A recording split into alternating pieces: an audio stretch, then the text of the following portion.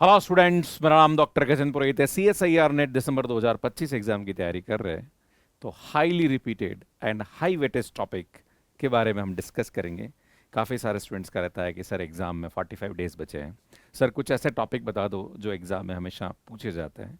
आज मैं आपके सामने बताने की कोशिश करूंगा कि CSIR नेट में ऐसे कौन कौन से टॉपिक है जिन पे हमेशा क्वेश्चन एग्जाम में बनते रहते हैं। भैया क्वेश्चन रिपीट नहीं होते हैं, कंसेप्ट और टॉपिक ज़रूर रिपीट होते हैं, वही मैं बताने की कोशिश करूंगा। और इस एग्ज़ाम को क्रैक करने के लिए 35 प्लस क्वेश्चन सही करने होते हैं out of 120 questions. 120 question exam में पूछे जाते हैं, 60 करने होते हैं, और उसमें से अगर आपने 35 प्लस क्वेश्चन सही कर लिए तो ये एग्जाम इजीली आप क्रैक कर सकते हैं। उसमें भी 20 क्वेश्चन जनरल एप्टीट्यूड के आते हैं, जिसमें से 15 करने होते हैं, और अगर आपने 10 वो सही कर लिए तो सब्जेक्ट में 25 ही करने हैं। मतलब बहुत ही इजी है इस एग्ज़ाम को क्रैक करना। बस क्या होता है कि हम सिलेबस को देखते हैं, प्लस पैटर्न को देखते हैं, प्लस ये सोचते हैं कि सर MCQ आ रहा है, MSQ आ रहा है, सर जनरल एप्टीट्यूड आ रहा है, कैसे हम प्रिपेयर करेंगे। पर अगर आप डिसाइड कर लें कि आपको करना एग्जैक्टली क्या है, तो मुझे लगता है इस एग्ज़ाम को ईजिली क्रैक किया जा सकता है। तो इसमें वही मैं बताने की कोशिश करूंगा। High demand and high weightage topics for the CSIR net mathematics and इसमें कौन कौन से ऐसे टॉपिक है।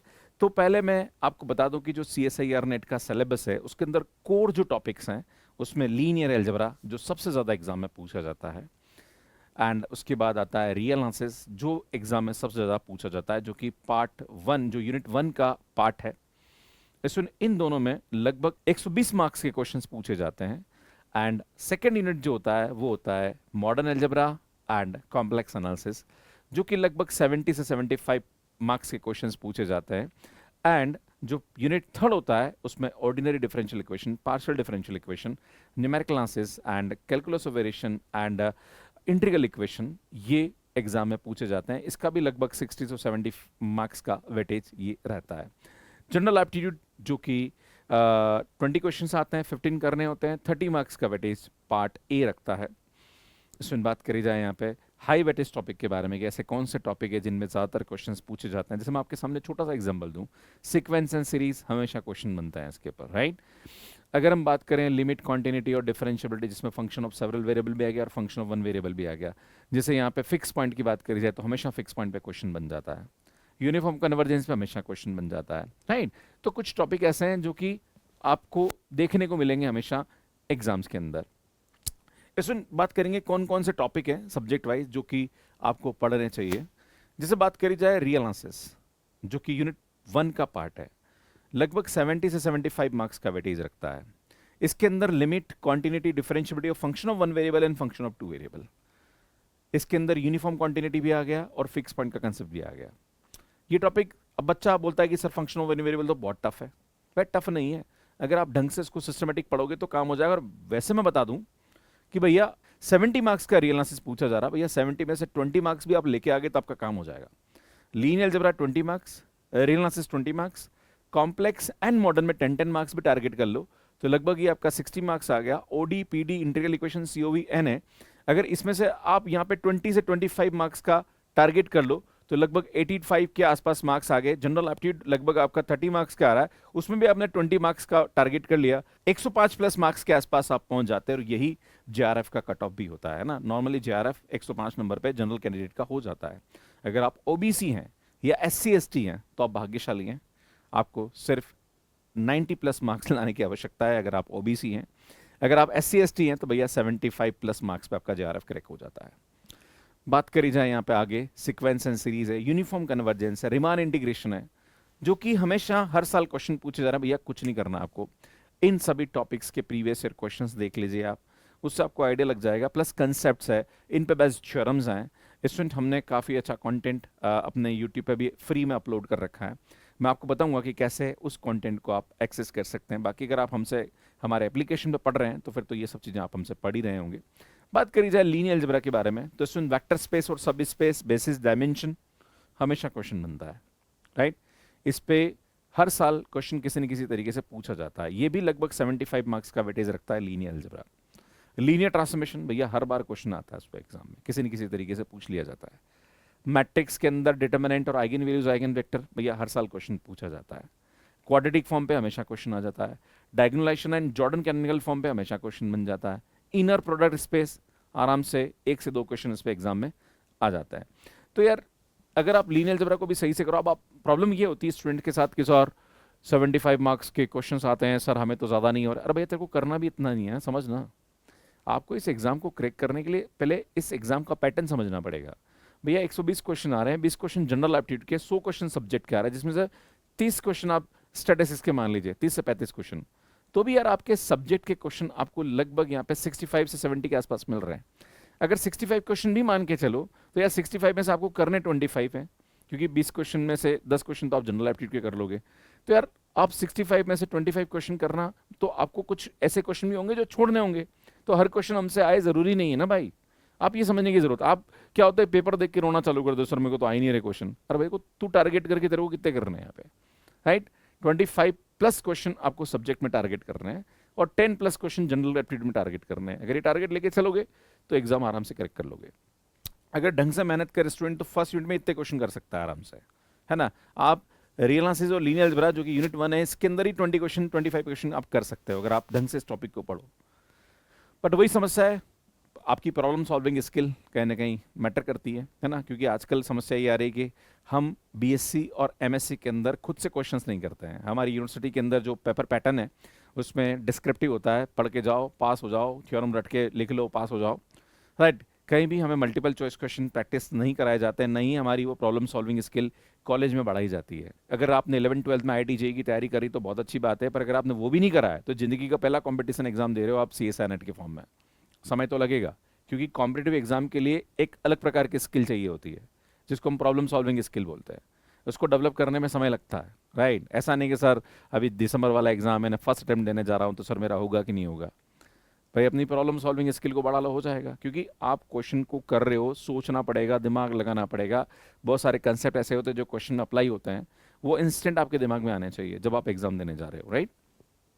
तो ये टाइम लेता है प्रोसेस, है ना। कॉम्प्लेक्स एनालिसिस की बात करी जाए तो इंटीग्रल, यहाँ पे कोची इंटीग्रल थ्योरम पे हमेशा क्वेश्चन बन जाता है। इसमें एनालिटिक फंक्शन पे हमेशा क्वेश्चन किसी न किसी फॉर्म में बन जाता है, राइट। कोची रेसिड्यूज है, देन उसके बाद यहाँ पे 3 से 4 थ्योरम्स है, जैसे पिकार्ड थ्योरम है, शिवाज लेमा है, लेवलीज थ्योरम है, ओपन मैपिंग थ्योरम है, राइट। उसके बाद यहाँ पे शिवाज लेमा है जिसपे एग्जाम में क्वेश्चन बन जाता है, बाइलिनियर ट्रांसफॉर्मेशन पे क्वेश्चन आ जाता है ना। रॉचेस थ्योरम है, आर्ग्यूमेंट प्रिंसिपल है। तो अल्टीमेटली यहाँ पे सबसे लाइक कॉम्प्लेक्स एनालिसिस बच्चों को लगता है कि सर बहुत टफ है, पर लगभग 4 से 5 थ्योरम है जिसको ऑलमोस्ट स्टेटमेंट अगर आप ढंग से पढ़ लो तो आराम से उन पे बेस्ट क्वेश्चंस एग्जाम में आप कर सकते हैं। लाइक कोची इंटीग्रल थ्योरम है या कोची रेसिड्यूज थ्योरम है, जिसमें लाइक सीधे सीधे क्वेश्चन एग्जाम में बन के आते हैं। आपको बाकायदा वहाँ पे दे रखा होता है इंटीग्रेशन और क्या उसका कंटूर किस टाइप का दे रखा है, उसको देख के आपको क्वेश्चन सॉल्व करना होता है। सिंगुलरिटी है जिसपे इजीली आप क्वेश्चन एग्जाम में कर सकते हैं, राइट। सिमिलरली यहाँ पे एब्स्ट्रैक्ट अलजेब्रा की बात करी जाए तो भैया ग्रुप थ्योरी है। ग्रुप थ्योरी के अंदर परमुटेशन ग्रुप पे हमेशा क्वेश्चन एग्जाम में किसी न किसी प्रकार से बन जाता है। होमोमॉर्फिज्म और आइसोमॉर्फिज्म पे क्वेश्चन आ जाता है। कभी कभी नॉर्मल सब ग्रुप, सेंटर और नॉर्मलाइजर पे क्वेश्चन बन जाते हैं, है ना। अबिलियन ग्रुप पे, साइक्लिक ग्रुप पे छोटे छोटे बेसिक क्वेश्चन बन जाते हैं। तो यार अगर इसको ढंग से करो तो ये भी आप अच्छा से कर सकते हैं। उसके बाद आपका रिंग थ्योरी है ना। इवन साइलो थ्योरम भी एग्जाम में आ जाता है। रिंग थ्योरी के अंदर ED, PID और UFD पे क्वेश्चन बन जाते हैं।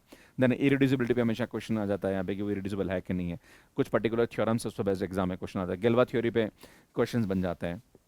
अगर हम बात करें सुन यहाँ पे 3rd यूनिट के बारे में, जिसमें डिफरेंशियल इक्वेशन और पार्शियल डिफरेंशियल इक्वेशन है, इसमें बाउंड्री वैल्यू प्रॉब्लम्स पे एग्जाम में क्वेश्चन आ जाते हैं, जिसमें स्ट्रीम लेवली प्रॉब्लम है। या पार्शियल डिफरेंशियल इक्वेशन की बात करें तो हीट और वेव और लाइक लाप्लास इक्वेशन पे एग्जाम में क्वेश्चन बन जाते हैं। क्लासिफिकेशन पे क्वेश्चन आ जाते हैं।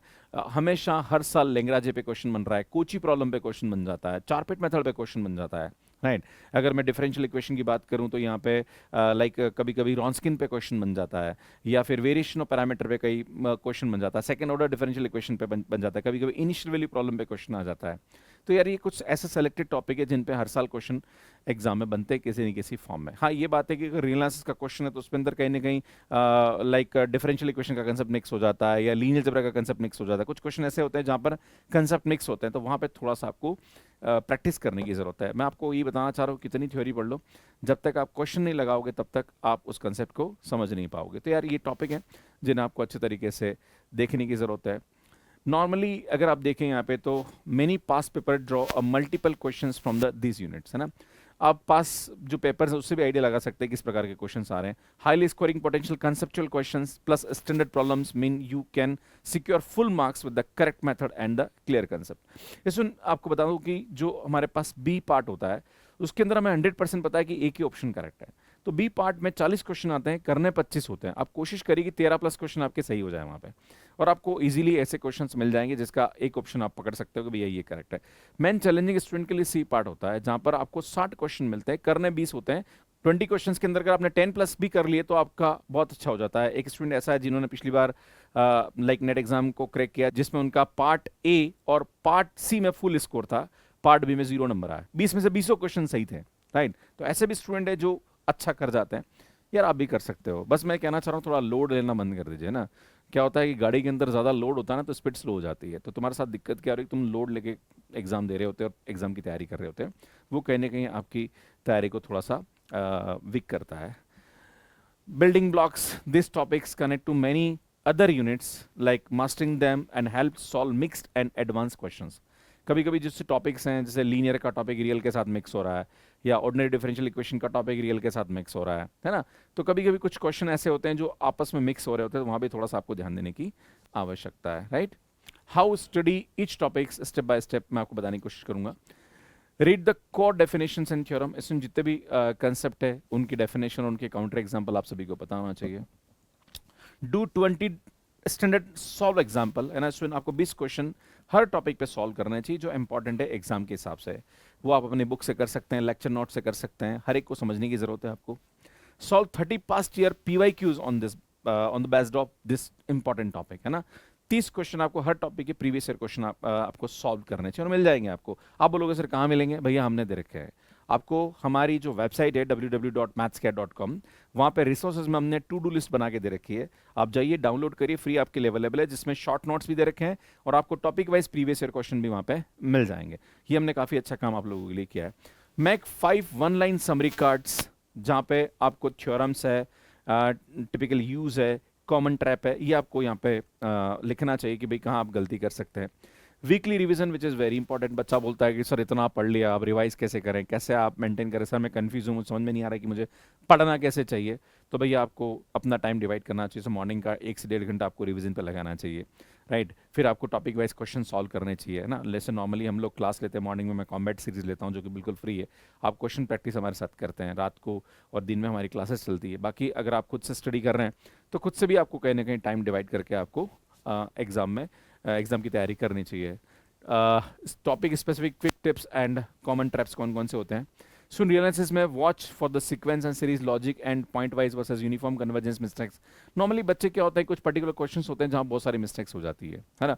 जैसे कि डिफरेंशियबिलिटी है या फिर फंक्शन ऑफ सेवरल वेरिएबल की जो डिफरेंशियबिलिटी का कंसेप्ट है, वहाँ बहुत सारे कंसेप्ट होते हैं कि भाई पार्शियल डेरिवेटिव उसका एग्जिस्ट कर रहा है कि नहीं कर रहा है, या फिर डायरेक्शनल डेरिवेटिव पे बेस्ड क्वेश्चंस होते हैं. तो कुछ कुछ क्वेश्चंस ऐसे होते हैं जिसमें छोटे छोटे कंसेप्ट होते हैं, जहां पर आपको पता हो तो आप क्वेश्चन को आराम से यहाँ पे कर सकते हैं. जैसे लीनियर अलजेब्रा है, आइगन वैल्यूज आइगन वेक्टर की बात करें, डायगोनलाइजेशन है, या ऐसे बहुत सारे कंसेप्ट होते हैं जिसमें बहुत सारे छोटे छोटे छोटे छोटे थ्योरम्स होती है, स्टेटमेंट्स होते हैं, वो आपको लर्न करने की जरूरत है. कॉम्प्लेक्स आंसर में भी एक नॉन कांस्टेंट या कांस्टेंट फंक्शन पे हजार रिजल्ट दे रखे हैं कि भाई ऐसा होगा तो फंक्शन कांस्टेंट होगा, ऐसा होगा तो फंक्शन नॉन कांस्टेंट होगा, ऐसा होगा तो ये होगा. तो ये कहीं ना कहीं बहुत सारे ऐसे रिजल्ट है, तो आपको ऐसे रिजल्ट्स को राइट डाउन कर लेना चाहिए. इसी प्रकार से अलजेब्रा की बात करी जाए तो होमोमॉर्फिज्म है, कर्नल है, लाइक इमेज रिलेशंस है, आइसोमॉर्फिज्म है, इनर ऑटोमॉर्फिज्म है, साइलो थ्योरम है. इसमें बहुत सारे छोटे छोटे कंसेप्ट है जिसको आपको समझने की जरूरत है. ओडीपीडी में भी काफ़ी सारे क्वेश्चंस होते हैं. जैसे कि बात करी जाए पार्शियल डिफरेंशियल इक्वेशन के अंदर, तो वहाँ पे बाउंड्री वैल्यू प्रॉब्लम होती है. डिफरेंशियल इक्वेशन के अंदर भी बाउंड्री वैल्यू प्रॉब्लम होती है, जहाँ पर स्टिम लेवली प्रॉब्लम्स हम आइगन वैल्यू और आइगन फंक्शंस को सॉल्व करते हैं. वो की हुई चीज़ आपके इंटीग्रल इक्वेशन में भी यूज आती है, राइट. इसी प्रकार से लाप्लास ट्रांसफॉर्म है, लाप्लास ट्रांसफॉर्म से डिफरेंशियल इक्वेशन को भी सॉल्व किया जा सकता है, पार्शियल डिफरेंशियल इक्वेशन को भी सॉल्व किया जा सकता है, इंटीग्रल इक्वेशन को भी सॉल्व किया जा सकता है. तो वो आपको आना चाहिए अच्छे से, ताकि कभी कभी क्वेश्चंस आप सॉल्व करना चाहे तो आप कर सकते हैं. तो यार ये सब है. Final checklist for the encouragement, have 1 page summary for each high weightage topic. आपको एक 1 पेज समरी बनानी चाहिए इन सभी हाई वेटेज टॉपिक की. Practice under time condition weekly. आप टाइम के साथ इसको प्रैक्टिस करना स्टार्ट करिए. Focus on clear proof and neat calculations, presentation matters, where ये ज़्यादा इंपॉर्टेंट होता है, क्योंकि आप कोई भी नोट्स बना रहे हो या कुछ भी आप लिख रहे हो तो it should be neat and clean. The small daily progress compounds 30 days of the focus practice show big gains. है ना, ज़्यादा लोड लेने की जरूरत नहीं कि एक ही दिन में जादू कर लोगे, कंपैरिजन करना बंद कर दो कि दूसरा इतनी अच्छी तैयारी करा, मेरी तैयारी अच्छी नहीं है। भैया आपकी तैयारी आपके साथ है, उसकी तैयारी उसके साथ है। जैसे आप बेस्ट कर सकते हो वैसे बेस्ट करने की कोशिश करिए और धीरे धीरे धीरे धीरे धीरे धीरे अपनी तैयारी को आगे बढ़ाइए। क्लियर है? ऐसा ज़रूरी नहीं कि सर दिसंबर वाला एग्जाम ही मेरे को क्रैक करना है, उसके लिए आप डिस्परेट हो रहे हो, वो कहीं ना कहीं आपके लिए समस्या का कारण बन सकता है। इसलिए आप अपनी तैयारी अपने तरीके से करिए, है ना। अल्टीमेटली एग्जाम का 3 घंटा जो है ना वो बड़ा मैटर करने वाला है, और मैं आपको बार बार बोल चुका हूँ। 120 क्वेश्चन में से 20 जनरल एप्टीट्यूड के, 100 सब्जेक्ट के, जिसमें 35 क्वेश्चन स्टेट्स के निकाल लो, 65 क्वेश्चन हैं, 65 में से 25 करने, आराम से आप कर सकते हो अगर आपकी तैयारी अच्छे से है यहाँ पे, है ना। बाकी ज़्यादा लोड लेने की आवश्यकता आपको यहाँ पे नहीं है। बाकी फिर भी अगर आप तैयारी कर रहे हैं और आपको कोई समस्या आ रही है तो आप कमेंट बॉक्स में हमें कमेंट करके पूछ सकते हैं, मैं आपके कमेंट का आंसर देने की कोशिश करूंगा। दिवाली का ऑफर है जो कि आज लास्ट डे है। अगर आप हमारे मैथ्स कैरियर पे कोर्स लेना चाह रहे हैं तो आप ले सकते हैं। सुन टेस्ट सीरीज अवेलेबल है हमारी, IIT-JEM की टेस्ट सीरीज भी हमने दे रखी है। बाकी दिसंबर 2025 और जून 2026 के लिए CSRNET के कोर्सेज अवेलेबल है, जहाँ पर अभी काफ़ी अच्छा ऑफर हमने दे रखा है। इसी प्रकार से IIT-JEM 2026-27 के कोर्सेज भी आप मैथ्स कैरियर पे ले सकते हैं। हमारी बुक्स है, बहुत ही हेल्पफुल बुक्स है। अगर आप खुद से तैयारी कर रहे हैं तो इन बुक को आप रेफर कर सकते हैं। स्टूडेंट, ये IIT-JEM और CSRNET की बुक है, और मैंने आपको बोला था कि हमारी जो वेबसाइट है www.mathscat.com, वहाँ पे जाइए आप। वहाँ पे जाके आप हमारे जो टू डू लिस्ट है इसको फ्री में डाउनलोड कर सकते हैं, जिसमें हमने यूट्यूब की वीडियोस के लिंक हैं, प्लस शॉर्ट नोट्स हैं, प्लस PYQs हमने यहाँ पे डाल रखे हैं आप लोगों के लिए। बाकी अगर आप हमारे एप्लीकेशन में जाना चाहें तो एप्लीकेशन में ऐसा नहीं कि सब कुछ पेड दे रखा है, बहुत सारी चीज़ें हैं जो कि हमारे एप्लीकेशन पे फ्री है, जिसमें टू डू लिस्ट आपको मिल जाएगी, जो मैंने आपको बोला वेबसाइट पे भी अवेलेबल है।